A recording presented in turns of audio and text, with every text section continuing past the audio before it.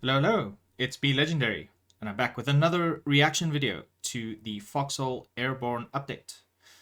So we all had our chance to look at what the devs were cooking up during the dev stream, and of course, we got to see a lot of the post-dev stream discussion that occurred on Reddit, as well on the Foxhole official Discord. So at this point in time, we have a pretty good idea of how all the aircraft are going to function within the new game world. So I thought it might be a good opportunity to just give my thoughts on the initial impression that these vehicles pose to the balance of the game.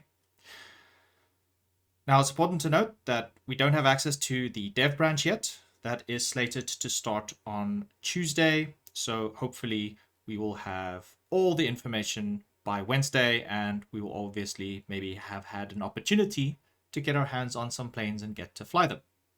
So for now, I'm just giving my initial gut reaction on how things are going to play out. And of course, we're all waiting to see the complete picture in terms of the game balance, specifically the patch notes. We haven't received patch notes yet. And once we have all of that information together, then we can do a full breakdown of exactly what the game has in store for us. So on this initial reaction breakdown, I'm going to go through all the slides specifically for all the vehicles that were shown. And then obviously, as I get an opportunity to test out all the new facilities and all the new gameplay mechanics, I'll be able to give a more educated estimation for how it's going to play out in the Able War. So before we jump into that, first and foremost, let's talk about the Foxhole Supporter Edition, which was the very last thing that the dev showcased during the dev stream. I'm going to outright say it. If you enjoy playing Foxhole, I highly recommend that you invest in this option. And the reason why I say this is Foxhole is probably one of, if not the most value for money that you can get from any computer game in existence. The devs have outright said that they will never monetize the game in such a way to give you a tactical advantage, and they've held this notion for 10 years. And throughout those 10 years, we have seen a lot of changes in the game industry.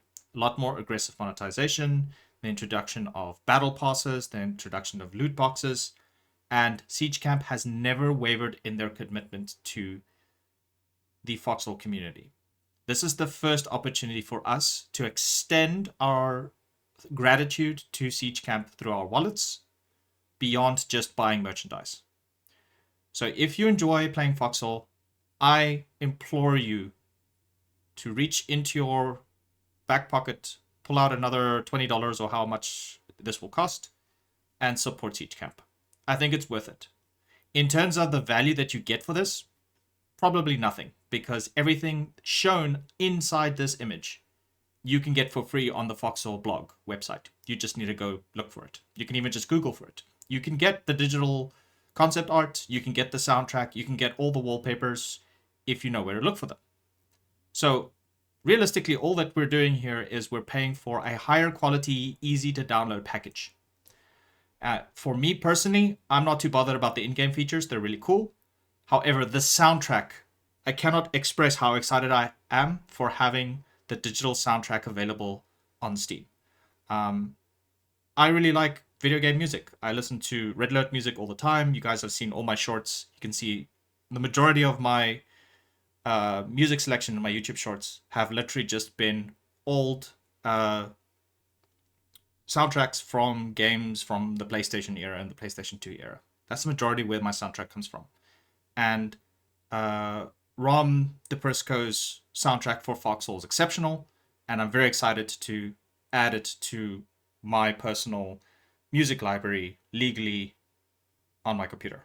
So I'm going to be buying this Supporter Edition just for the music, and everything else is just a bonus. I'm not too concerned about the supporter badge. It's kind of cool. I'll probably not even enable it. Maybe I will. I'll see.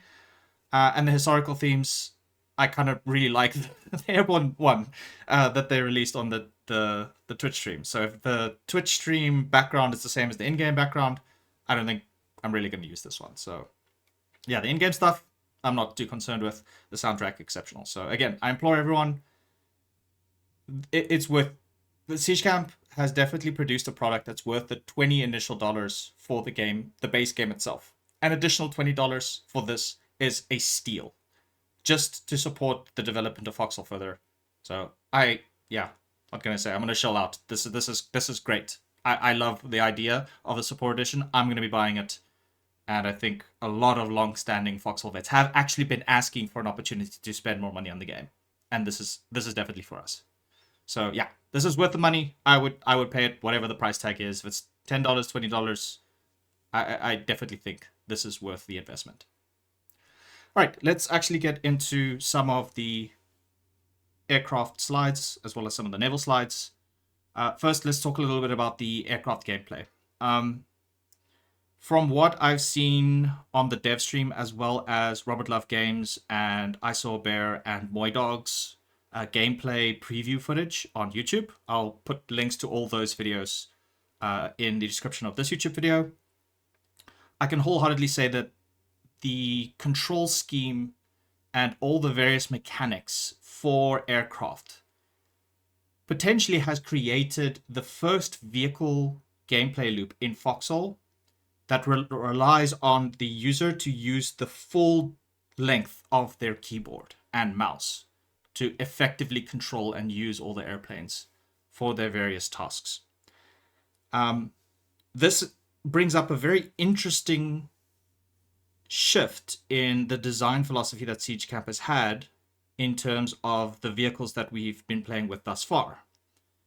And that concept being that every single player in a vehicle has a specific role to accomplish. Now, there are a lot of limitations in some of the existing vehicles in the game, and that's by design. For example, tank drivers can't really see well outside of their sort of driver canopy. Tank commanders can see very far away using binoculars, and gunners are exceptionally good at seeing targets because they have a intersecting line for what they can hit. And I feel like with this control scheme that they've added in for aircraft, we finally have a vehicle that can be soloable by the majority of the player base. Now, I know what you're saying, like, duh, legendary, that sounds very obvious. But think of a lot of the other sort of cultural interesting discussions, put it that way, within the Foxhole community, revolving around the use of people using Discord to screen share their gameplay video with another person who then controls another vehicle. We don't have any of that here. So we may actually have aircraft with the current control scheme that was sort of displayed by all the sort of YouTube preview guys, where aircraft will require your full attention to fly.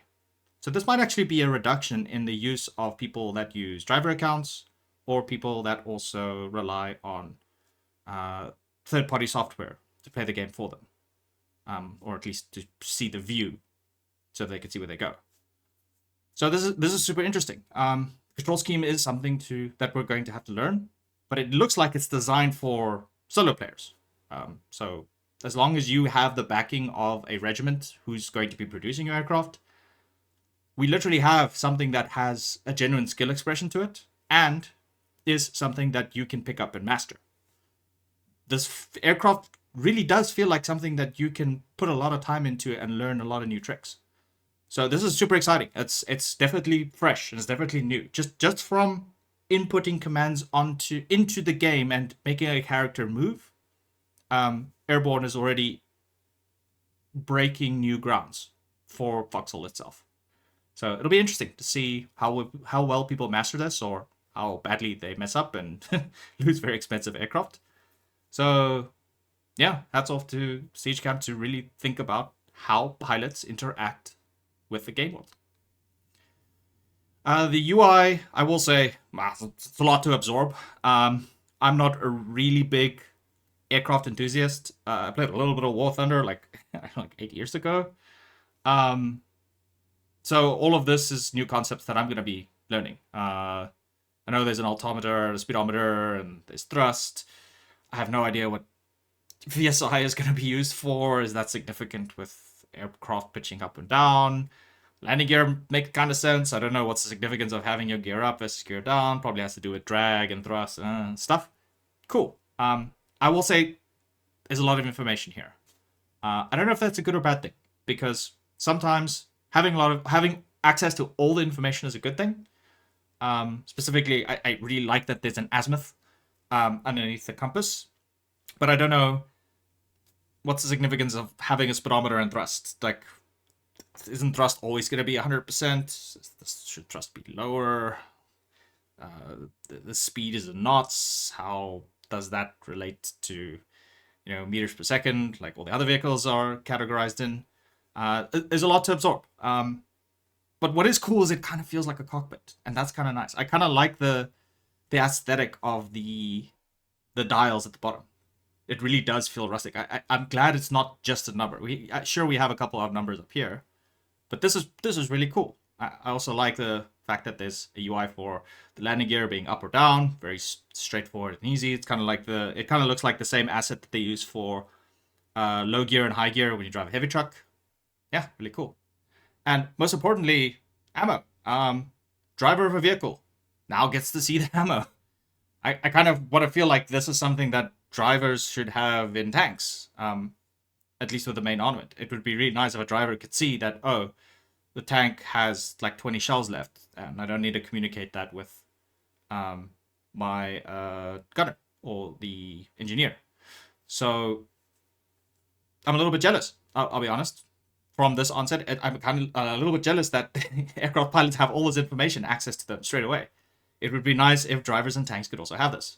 So hopefully this is a stepping stone into more interesting and more engaging vehicle gameplay for the ground-based gameplay as well.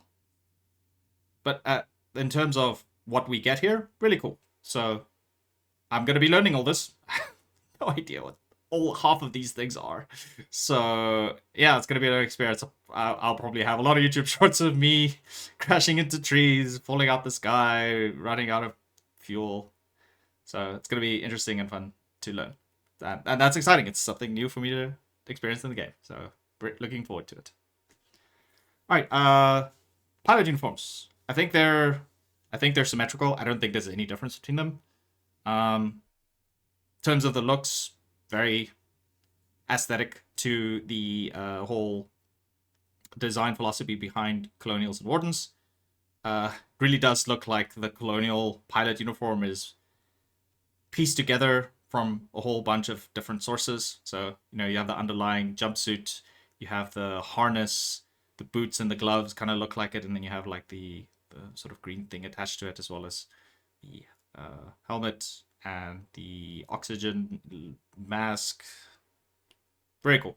And then the Warden one, very simple, very clean, very elegant. Yeah, nothing else. They look cool. Gonna probably be MPFing them. If they're made in MPF, maybe they're facility locked. We'll see. So, cool. I mean, I have no preference over either of them. They look very similar, honestly. And they fit well with the universe. So, very nicely done. Okay. Paratrooper uniforms. I'm sorry to say this. Wardens. Sorry, guys. We have berets. The drip is insane. I love it. I really like the feel for the Paratrooper uniform. I kind of had this initial gut feeling when the original trailer launched 2 years ago, and we got to see the initial renders on the Foxhole blog. I really thought that, wow, this is like, it looks really good. And seeing it now in game, and it basically looks the same as the pre-generated cinematic. Yeah, it's great. The beret is awesome. So we definitely have some SAS vibes going here with the Paratrooper contingency, or not contingency, the Paratrooper regiment or squadron, whatever you want to call them. So very cool. The one isn't bad. Looks a little bit odd. It kind of looks like they're more suited for a partisan role. Kind of looks like they stole some Colonial Scout helmets and put like camo netting on them. They're not bad. A lot of harnesses, and kind of looks like they will survive walking through mud a little bit more. So maybe maybe this is the Warden oil suit. But yeah, sorry to say the Colonial's one is just the drip is just so good. I really like it. Of course, when I do play Warden, I'll be probably in this thing, so looks cool. And yeah, we'll see how they play out.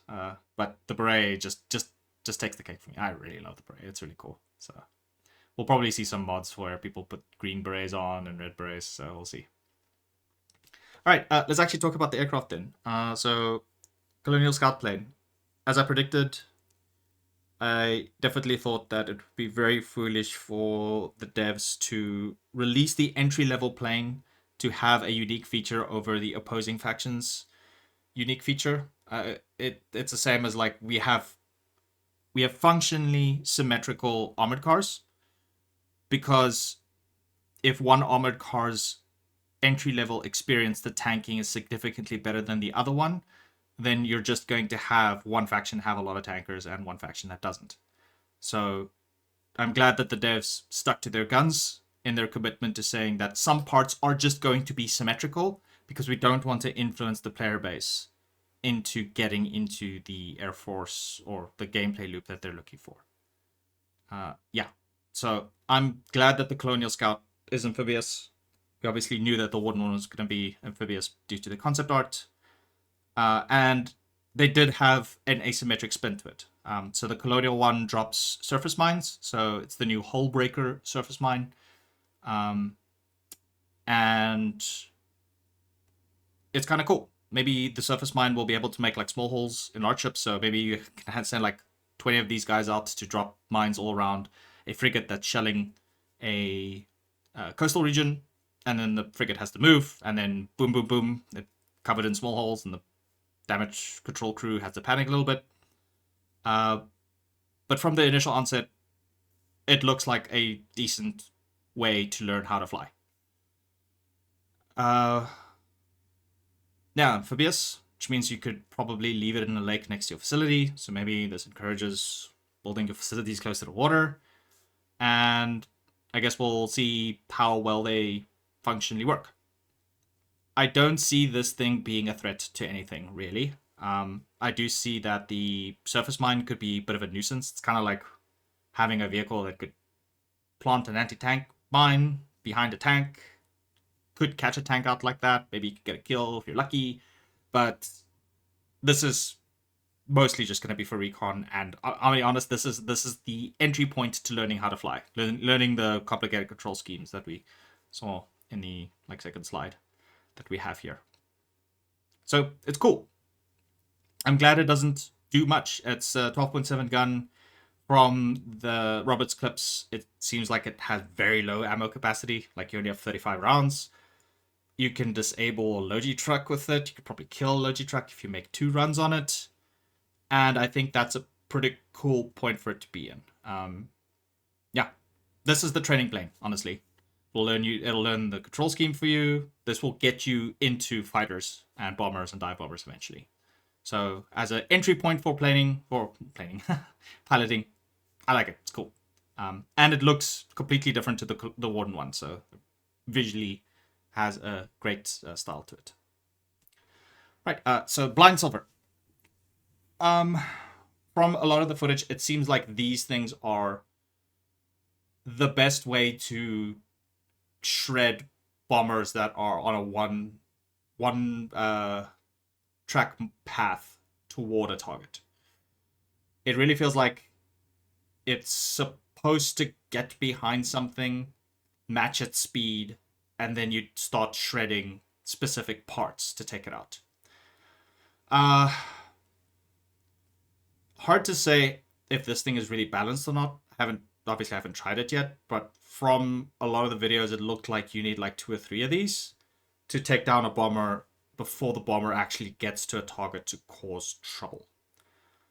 And in a straight up like 1v1 fight, they kind of look on par with the Warden one.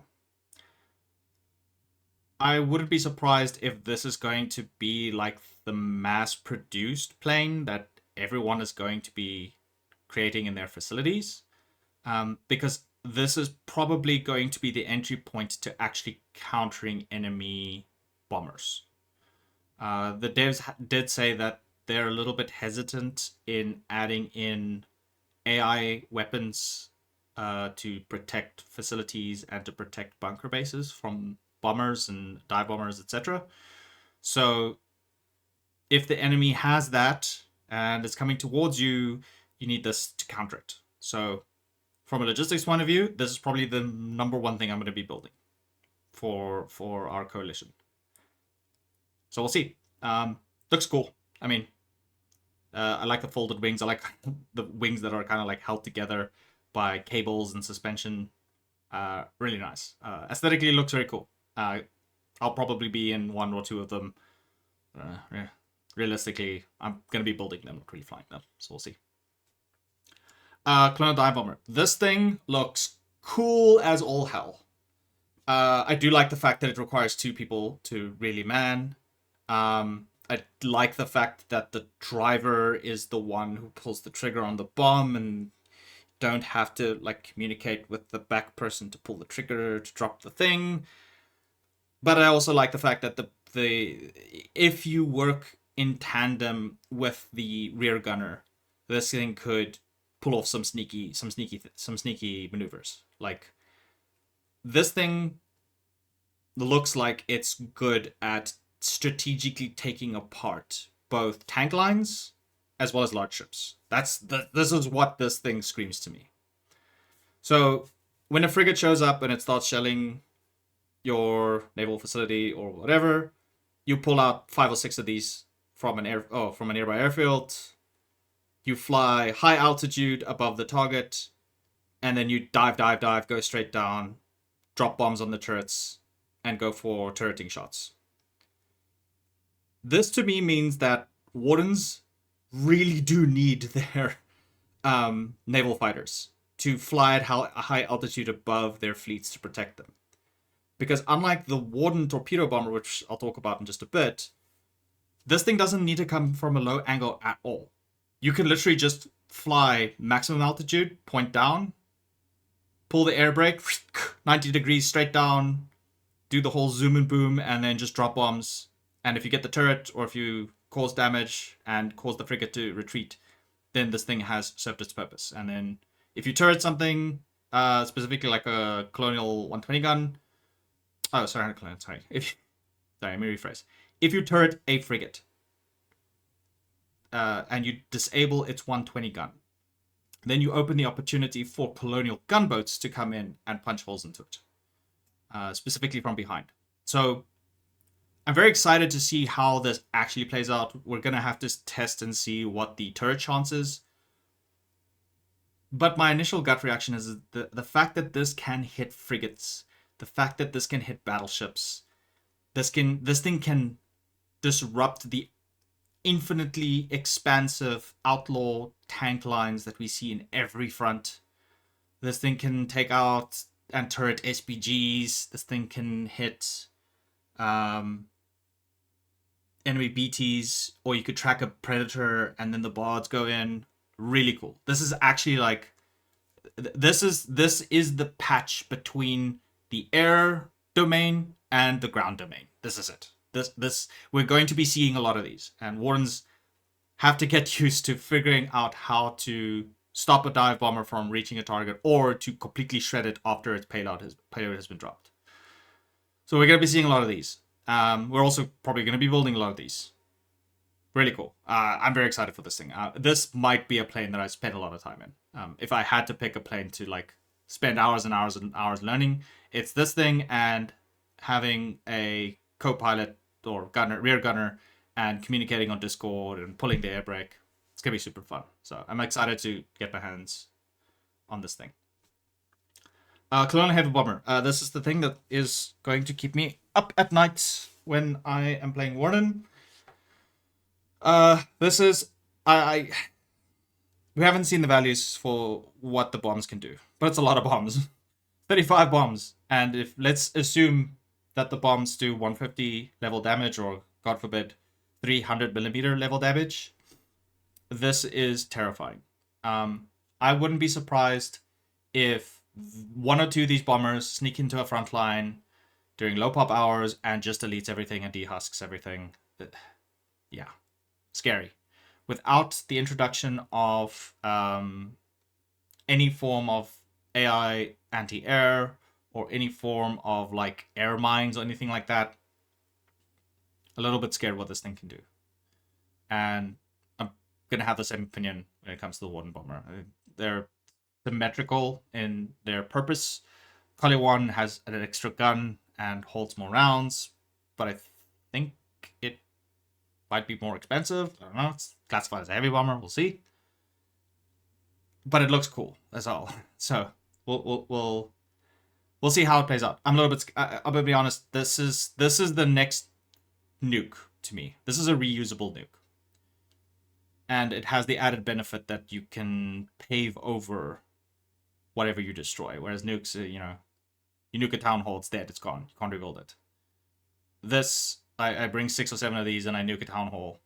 It turns white, I go and receive these and I rebuild it, and the war progresses. I do feel like this is going to be the thing that makes the game end. I really do feel like everything in the game is going to be balanced around these bombers. 2 or 3 of these could probably destroy anything. So if you have a BT facility, you roll. If 2 or 3 of these get above your BT facility, and you don't immediately have like 5 or 6 fighters to counter them, it's over for your facility, and your facility mains are going to log off. Yeah. The balance around this is going to be interesting. Fuel consumption is going to be interesting. Ammo cost is going to be interesting.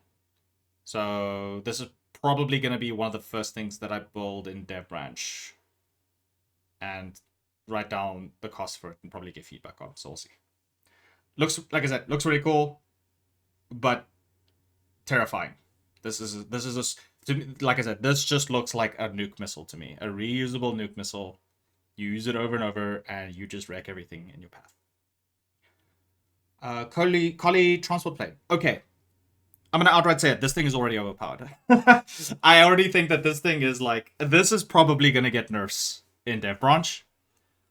I might be the person who opens that conversation, because you can land on water. In Foxhole, partisans have a good time if they're able to get into your facilities, and there are a lot of, let's say, cursed partisan techniques that a lot of people learn to get into places that they shouldn't. Over the years, these have slowly been getting patched out, and a lot of quote-unquote environment whining from both Colonial and Warden sides revolves around the fact that the fact that veteran partisans can get into places where they shouldn't. A major change in partisan gameplay occurred last year when the devs patched out the ability to climb onto enemy garrisons by creating a box blueprint, and the box blueprint being tall enough for a player to climb onto enemy garrisons.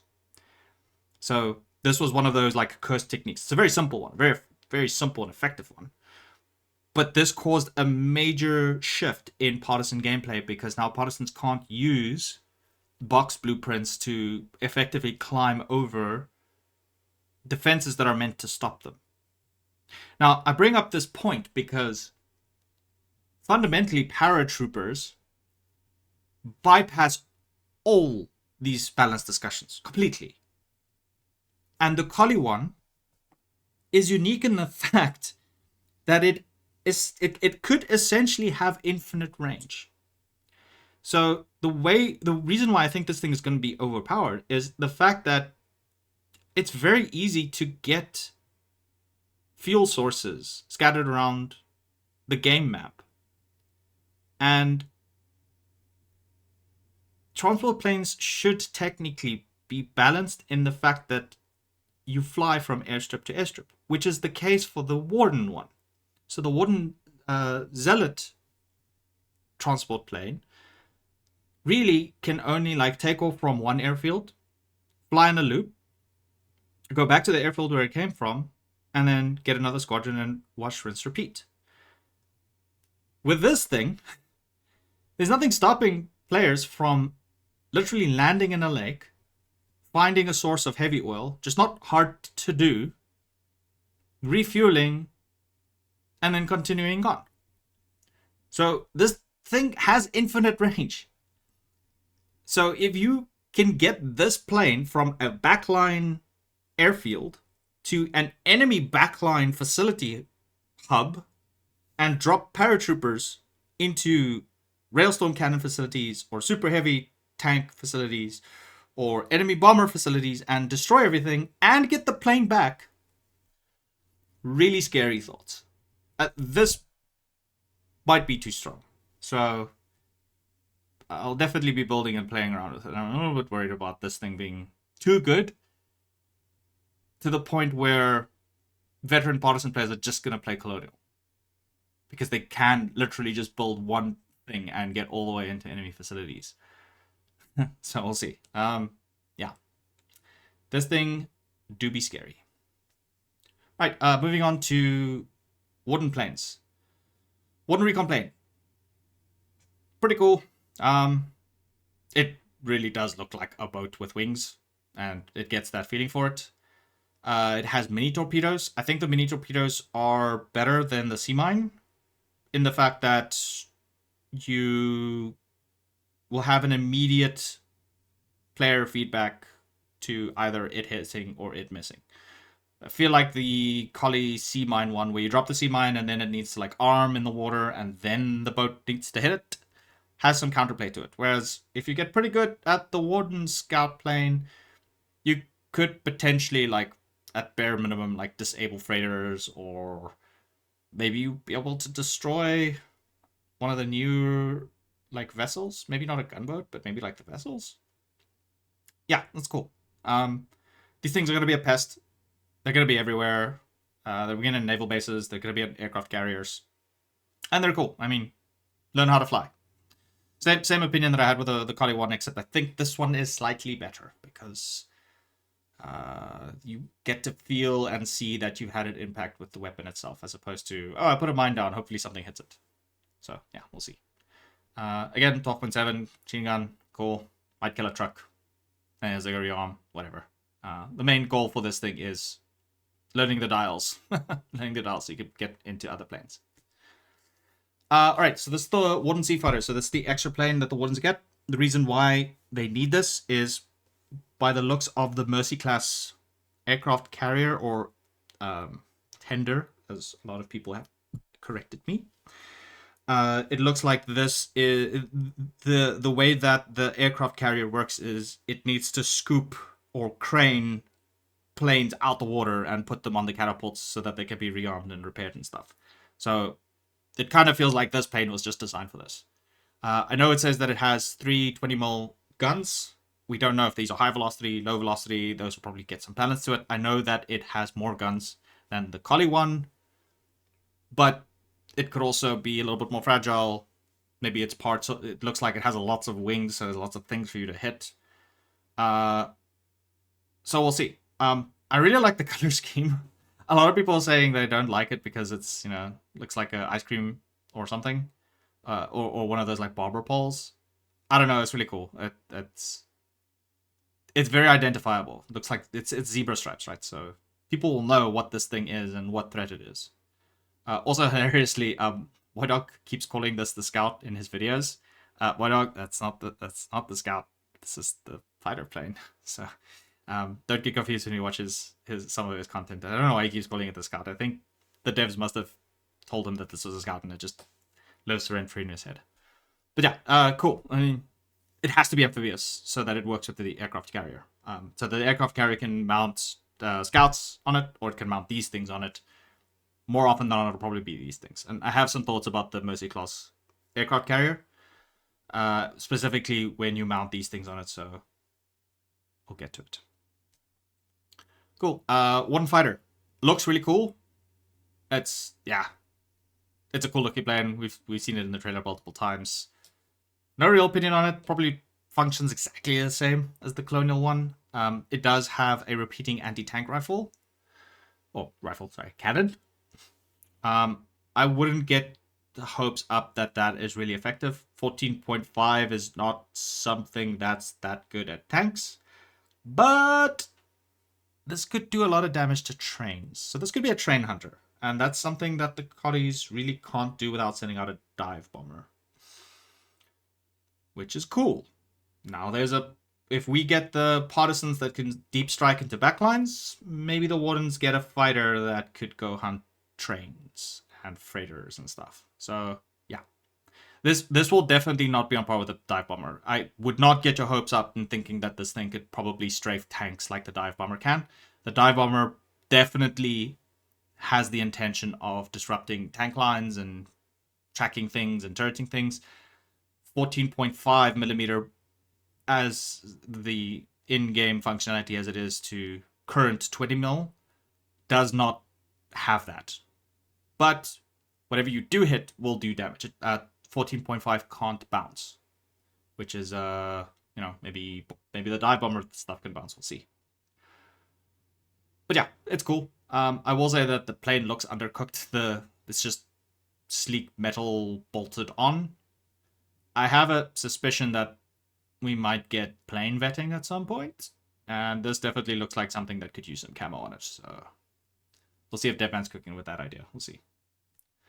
Warden Torpedo Bomber. I'm gonna be honest. Kind of surprised that this was an asymmetric choice, but I'm glad we finally have something that we can counterplay large holes with. So, not gonna lie, kind of feels weird that large holes get nerfed and then you get something that makes large holes. We'll see. One interesting thing, and again, there's another gameplay loop that the Wardens have access to as opposed to we can't really do that, is the fact that this thing can hunt dry docks. And we now have new regions in the game where dry docks are probably going to be built in large-ish, open, wide areas that could be torpedoed. So previously, a Naki sneaking into a backline and torpedoing a battleship that's busy printing, kind of spooky. And since we don't have a way to counter air with AI yet, or detect them very easily unless you have a superstructure, this is now a way for you to snipe ships that are in production. Kind of spooky. In terms of PvP battles, not entirely sure how this thing lands. I do think that this is primarily going to be countered by the new Collie picket ship. The little speedboat with the 20 mil cannon on top. So this thing fundamentally needs to fly low so that the torpedoes can arm in the water and actually hit their target. So it's a soft counter to destroyers if the destroyer doesn't have a picket ship defensive line. But I suspect that you're going to need multiple of these, and you're going to lose some of them to AA. So in terms of like PvP things, it looks like it's probably going to perform decently. You're going to rely on the torpedoes to do the actual damage, like the HE value that the torpedo inflicts, as opposed to the fact that it makes a large hole. And the fact that this thing can PvE dry docks. Kind of spooky. But it's unique. It's something that the Collies can't do, and it literally can't do anything onto the ground at all. The devs have confirmed that the torpedoes literally need to touch water for a couple seconds before the torpedoes are actually armed. So you can't slam this thing into a facility and blow up a crane holding an RSE. You can't do that. Whereas the dive bomber, well, maybe the dive bomber bomb might be able to do something. We'll see. Cool. Further establishes Warden superiority in the waters. I'm not too concerned with this. Honestly, I'm not too concerned. I've spoken to some Collie ship captains. They said they're not too bothered with this, purely on the fact that if a dive bomber shows up, they might just anchor their ship and wait for AA to deal with it, or literally just wait the bombers out, wait for them to leave. As the torpedoes hit your ship, cool. All right, unanchor, continue on with your op. So there might be some counterplay to it that has already been considered. Warden Paratrooper plane. Yeah, can't land on water. It's his biggest downside. This might just be a drop partisans into a supply line on the front and then go home, or fly supplies from airfield A to airfield B. I think that's all that this thing is really going to be used for. I don't think it's going to have the same deep strike potential as the Collie one. I might be wrong. Maybe the Collie one has much shorter range because of the fact that it can land. Maybe this one just has insane range. We'll see. But my gut feeling is probably not going to see this one all that much. I think the Collie one's definitely going to be built. This one, you have to be a dedicated paratrooper regiment that really goes out with this thing. Also, I just want to point out, those engines are massive. They look huge. So, getting on top of it with a Collie fighter, like 2 or 3 Collie fighters, I feel like if all the Collie fighters focus fire and take out one engine, it's just dead, right? It just looks like this thing can die very easily. So, definitely doesn't have the same sort of defense profile as the Warden, as the Collie one. And you need to have a reason to build it.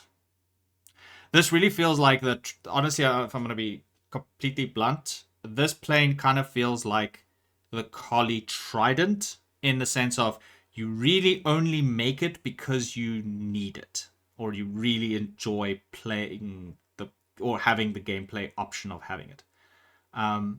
People really only make the Trident on the Collie side because they need a way to make large holes. Really feels like this is a plane that you make if you really need to have a way to insert paratroopers behind enemy lines.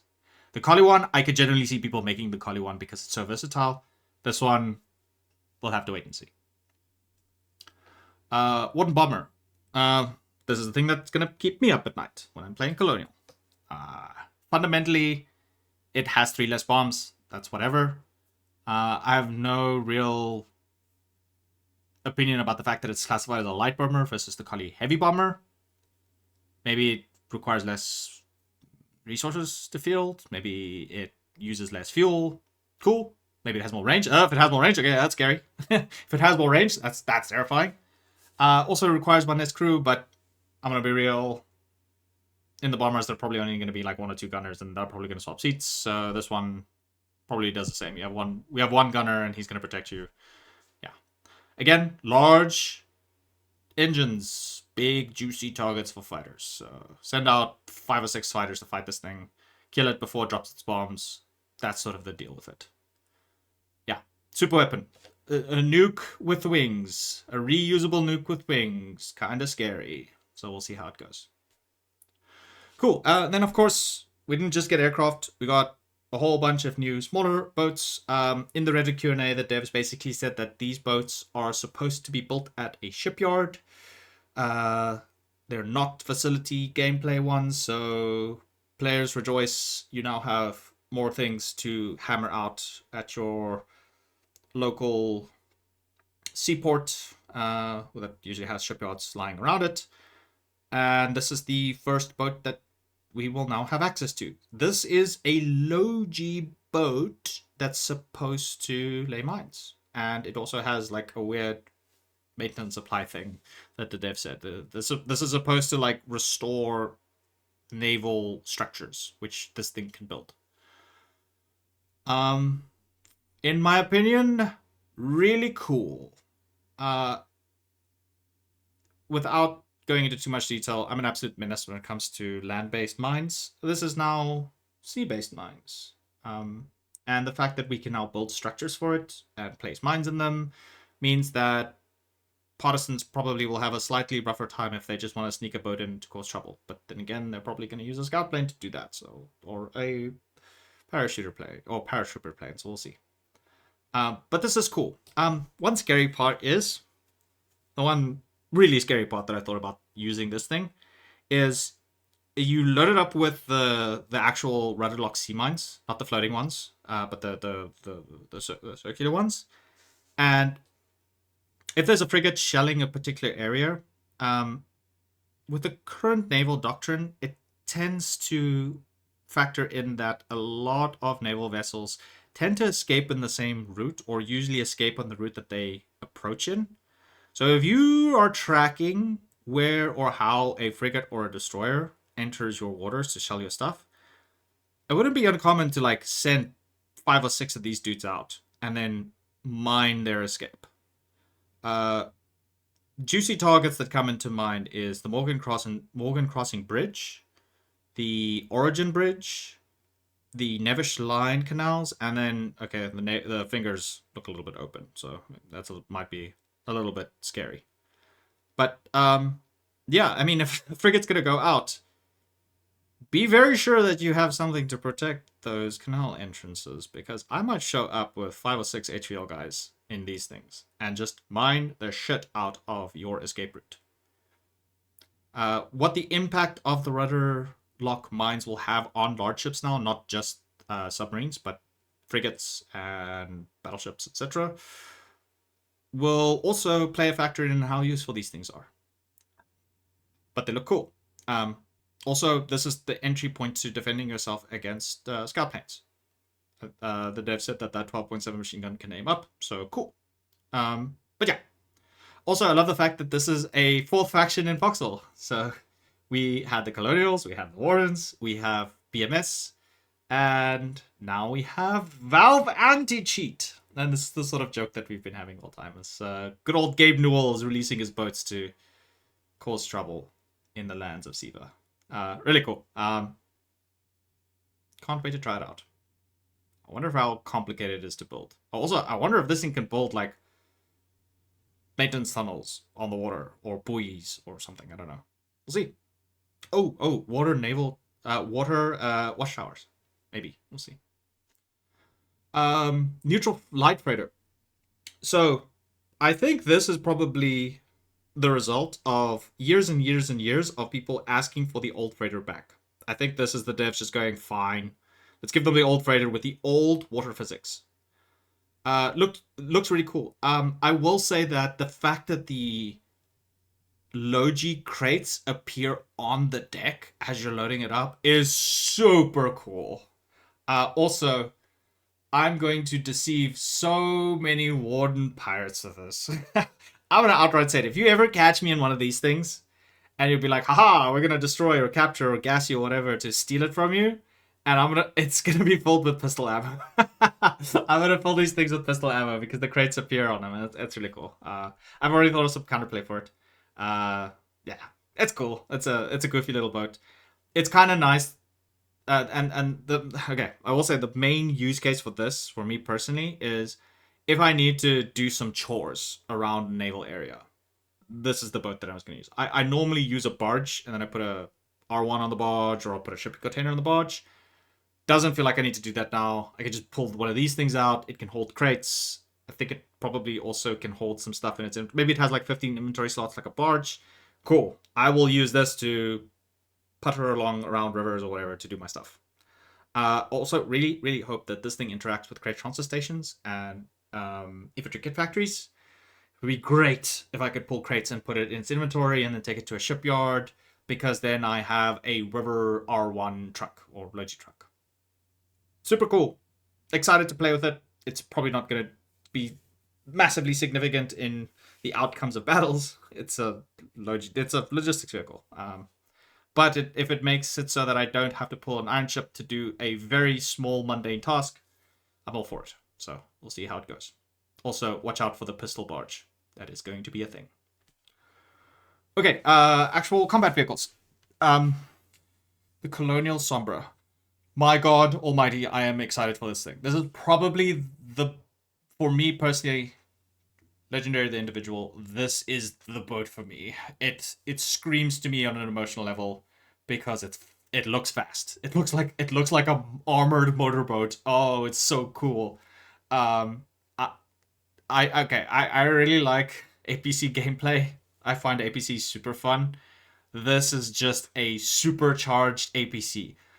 Man, I'm gonna enjoy playing this thing. I really wonder what the range is. If this thing has like a range of like 100 to shoot down planes and I can aim it down and shoot gunboats, my God almighty, Warden small boat naval enjoyers, I bid you welcome to a life of pain, because I'm gonna be decrewing all your stuff with this thing. I'm excited. Yeah, I'm mega hyped for playing this thing. I'm gonna be MPFing them. I'm gonna put them in every seaport I find. I'm going to front load all those seaports with 20 mil. I'm going to be shredding airplanes with it. I'm going to be shredding scout planes with it. I'm going to be shooting torpedo bombers with it.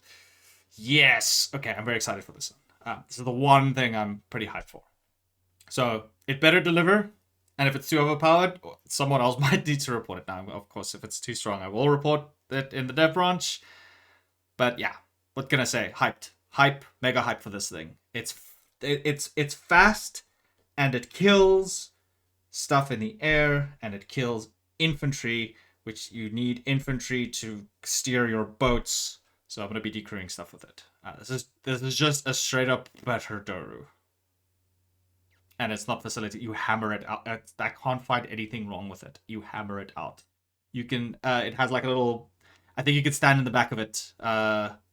Hopefully, and throw stickies. So decrew a gunboat, drive up next to it, and stick it to death. Yeah. Okay, hyped. We'll see how it plays out. Maybe I'm wrong, but definitely on my S tier, S++ tier, this might be OP. So I'm excited to play with it. Kali Corvette. Okay, finally, we have something that can hit. Okay, I need to take a step back here. I'm very excited for this one. Also, I'm personally probably not gonna play in this one a lot. But the fact that this has a 40 mil gun on it, this means that we now have something that can really harm coastal construction, like pillboxes, without putting gunboats at risk from being flanked. So this thing serving a multi-purpose like patrol craft, as well as something that can fight gunboats, as well as can shred naval constructions. Very cool.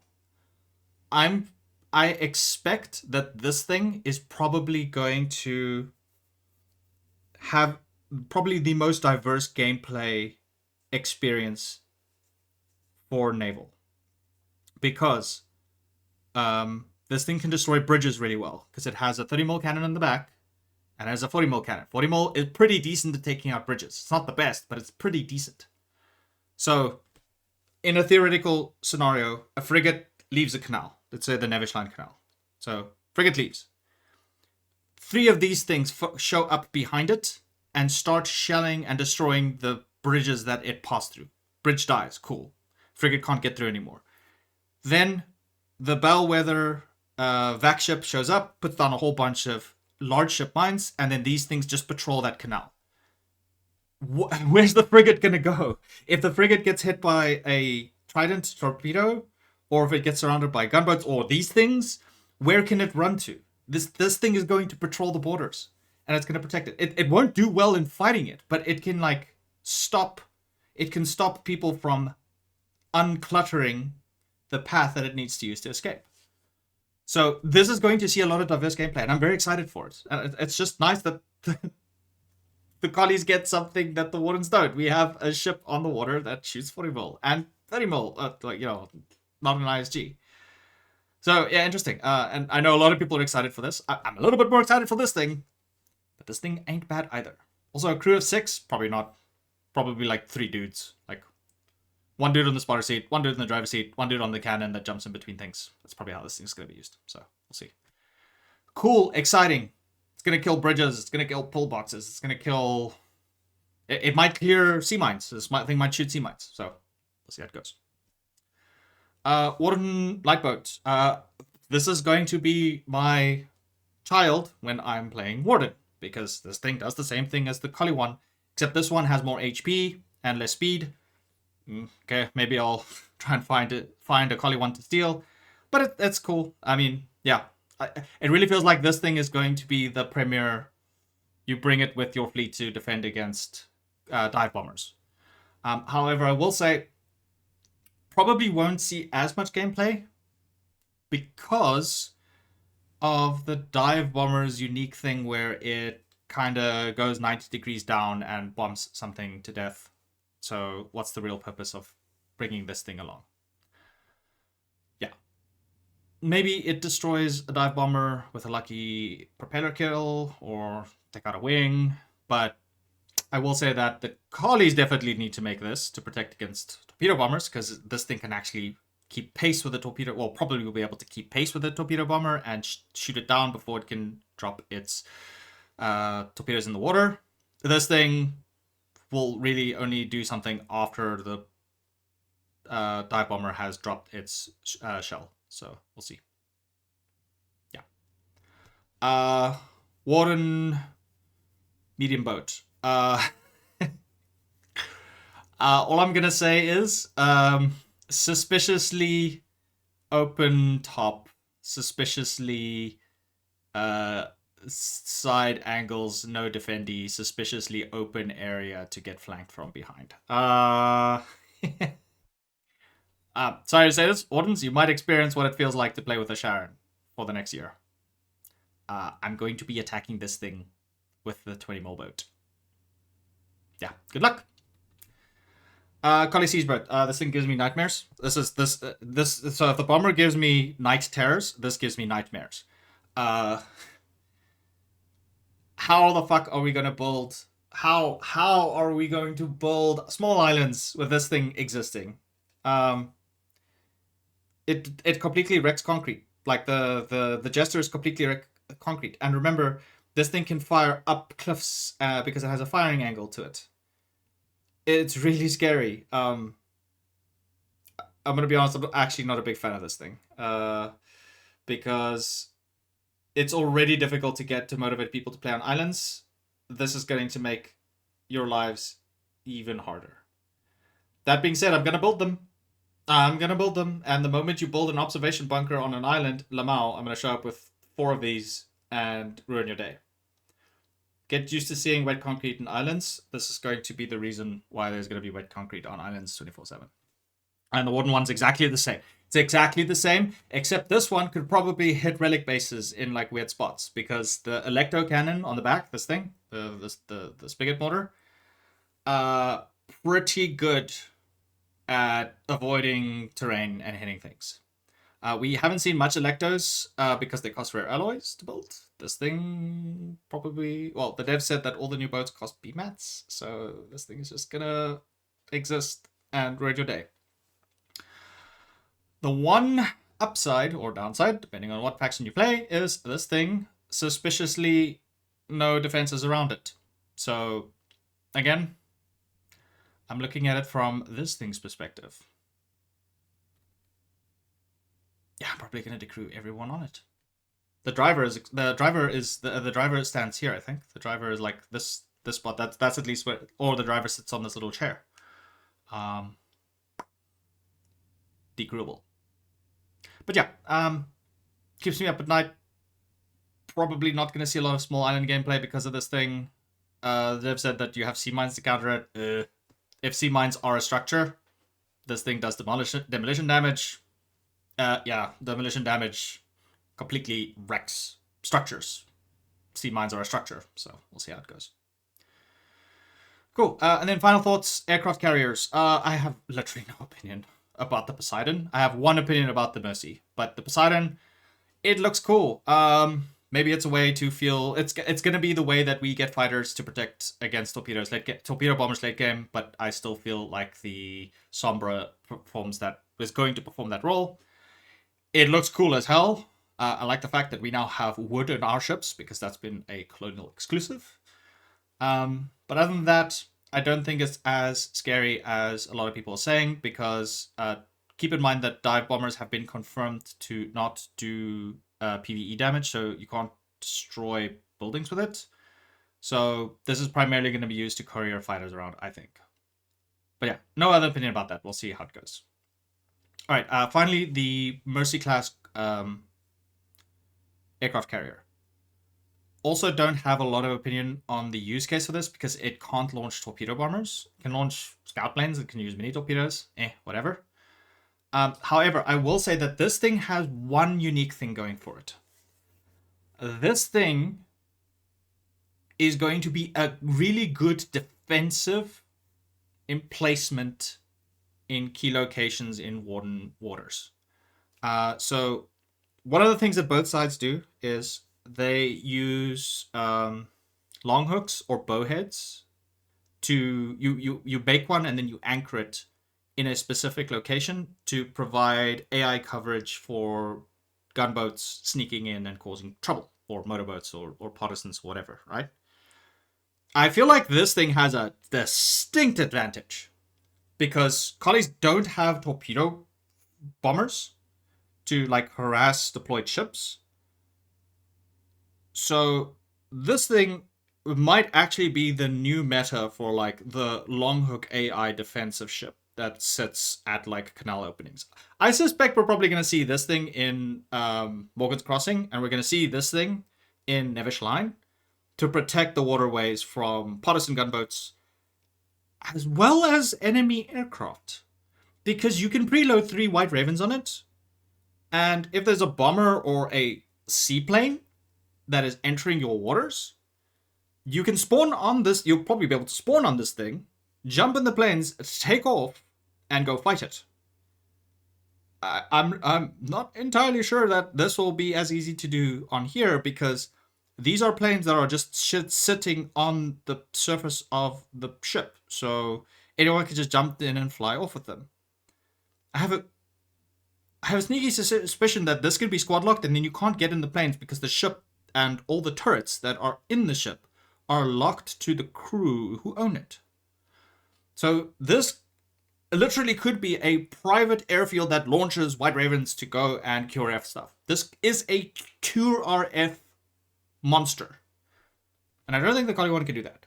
And I'm not just saying that to PsyOps or Cope. I really do think that this thing... I would probably make this thing if I was playing in a Warden coalition or Warden large regiment and I had to protect the canal against partisans and planes. This thing. I would make one of these. Now the price will probably play a big part in it. If it's the same price as a battleship, okay, kind of spooky. You have to. It's a big investment. But it frees up a long hook. It frees up a bowhead. It has AA guns on it. It has AA planes on it. In a pinch, it could be unanchored and shoved into a naval invasion. That's something that you don't normally do with a bowhead or a long hook that doesn't have supplies in it because it was just used for the turret. It also has 2 turrets. I assume they're both anti-ship turrets, whatever. Yeah. Interesting. I don't think we're going to be seeing this thing used offensively as much. This thing probably, because this is the only way we can get planes that shoot down other planes effectively in naval regions. But I don't see bringing these things onto a boat and using them as opposed to just flying these things from a airfield, landing in water, so resupplying them with a barge, and then continue fighting. We'll see. But definitely put it in a canal, defend against gunboats, defend against transport planes. That's probably where it's going to lie. Cool, and that's about it. I don't have a final slide, I don't think. Yeah, don't have a final slide. But that basically wraps up my opinion about the initial impression for Foxhole Airborne. So, thanks so much for tuning in and watching my initial ideas behind it. It's going to be interesting to play with these tools in Dev Branch. And yeah, like I said, devs have definitely been cooking, so we'll see how things go from here. That's it for me. That's it for me. Legendary. Have a wonderful evening, and I'll see you guys around. Cheers.